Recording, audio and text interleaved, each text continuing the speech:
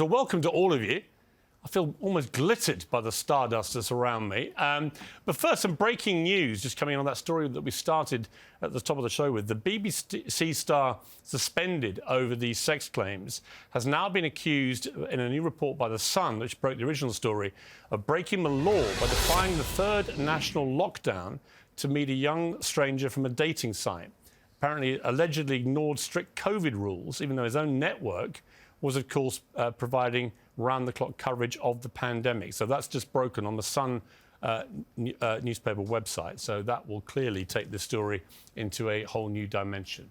Well, right, let's start with this pack. Now, this story fascinates me. Jonah Hill emotionally abusing his ex, Sarah Brady. Michaela, welcome to Piers Morgan Uncensored, first of all, as a newbie.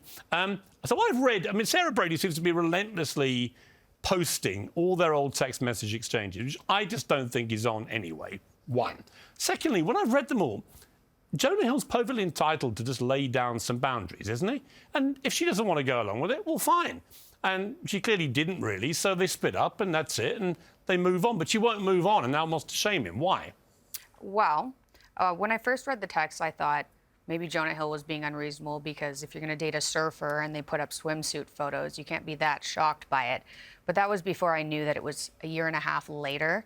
He's just had a kid with his girlfriend. So I would just say she's looking for attention, obviously. So he was probably right about the swimsuit photos in the first place, being irritated by them, because it was probably for attention, given she won't give it up now. But Kat, why are we reading all this?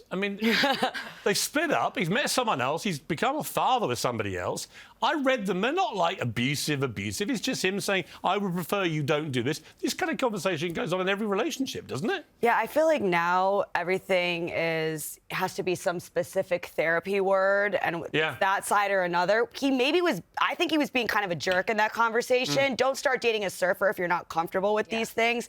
But also, yes, and she's clearly looking for attention because she keeps posting more and more things. It's cringe-making. And none of us, I don't care who you are, none of us would look awesome based on our worst text we've ever seen. I would, but Tyrus, nobody wants to see their dirty linen airing on Instagram stories minute by minute. She's posting this stuff all day long. Well, to be fair, she's posting excerpts of the text. She's not posting her stuff.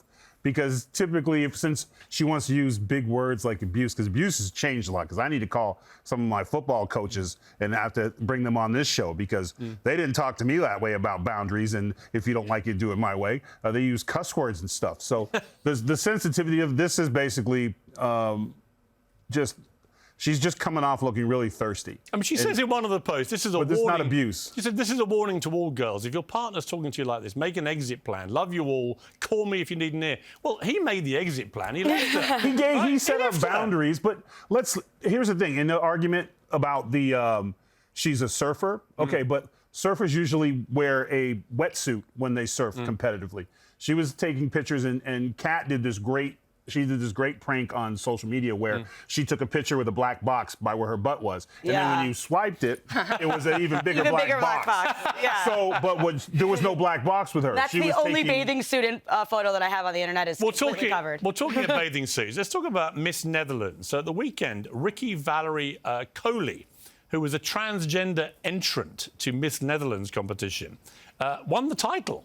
So a biological male has been voted Miss Netherlands and will now take part in Miss Universe. Michaela, your thoughts? I hope he wins Miss Universe.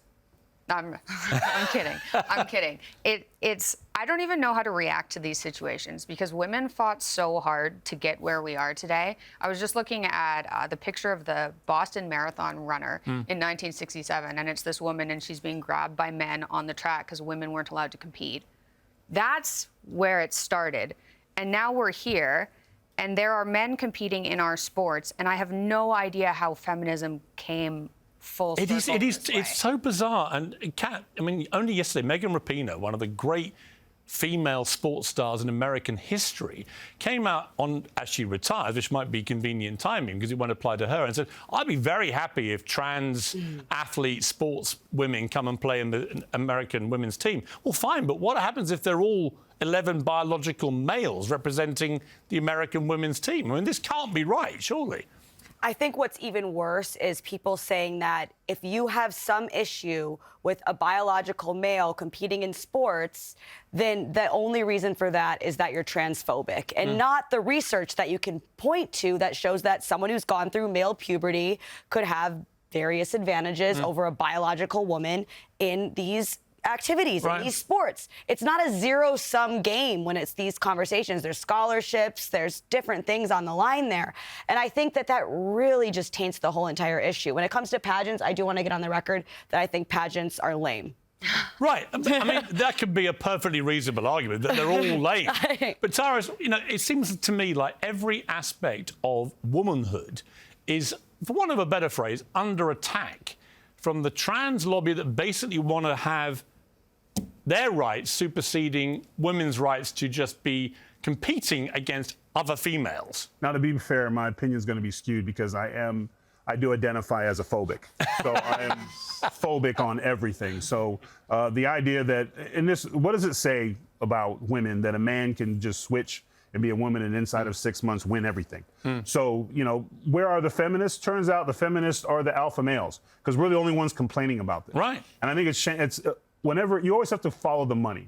Whenever somebody comes out and says, I think this, and doesn't make sense with the soccer player, I guarantee you, if a trans man took her job, yes, that would not be the conversation. Oh, it'd be mayhem. It'd be, you know, and it's just like the same thing with like the equal pay thing. When you do the math, they actually were making more than the men.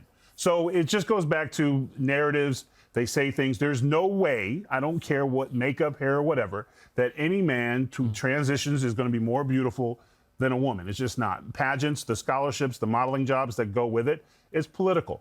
You can't tell me like that, and I don't know, that person can be the nicest person in the world, but there's no way that is the best representation of a woman. Also, when Megan Rapinoe talks about this, she likes to position herself as all about equality. She fought a very good campaign for the women players to be paid the same as the men. Great, okay, they get big audiences, they're world champions. I can sign up to that.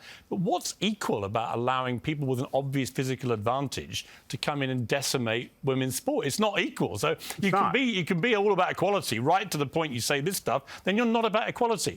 Talking of equal, Kat, and we don't know the answer to this question, but Elon Musk has challenged Mark Zuckerberg not just to a cage fight, but he's now upped the ante. He said Zuck is a cuck.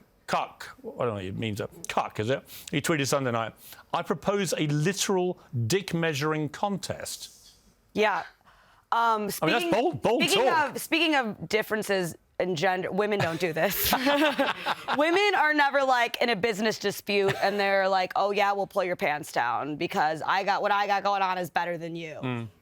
This is just him being a bro. You know, I don't think they ever actually fight in a cage match. I think that Elon Musk is having a little bit of fun with this. And I don't think they ever actually do it. Michaela, what do you make of this whole Threads thing? 100 million people have signed up in the space of a few days. I mean, Mark Zuckerberg is taking the challenge to Elon Musk. Is Elon Musk in trouble with Twitter, do you think? So 100 million people signed up in a few days, but there's 2.35 billion people on Instagram. I don't know if that type of conversion at like 5% is something to be that proud of.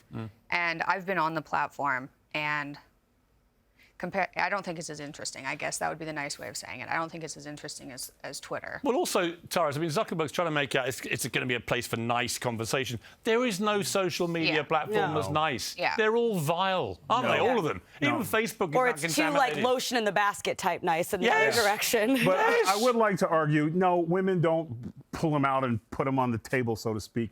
But they're always judging each other by the way they're dressed and talking about outfits. But we'll talk about it behind their each other's back. But then they'll be like, look at her shoes. To be fair, I don't think like they're vicious. They're not actually getting. But no one's going to pay money to see Zuck and Elon. No, I would. Full trousers. No, I absolutely would. I'll see the entrance. I'll see the entrance, but I'm telling you right now, stage fright, lights, it would not be a good night a lot of money for that. individual. I wouldn't pay as much money as I would pay currently to see Kat Timpf on tour, which starts next week. Oh, yeah. I'm announcing even more dates on Thursday. How many dates are you doing? 30. I'm going and because all your around book the is a United massive States. bestseller, Thank the tour's you. going to be a huge hit. I'm honoured to still have you on the show. Of course. Thank you. Thank you, Tyrus. Thank you, Michaela. Lovely to see you. Thank you. That's it from me. Keep it uncensored. Good night.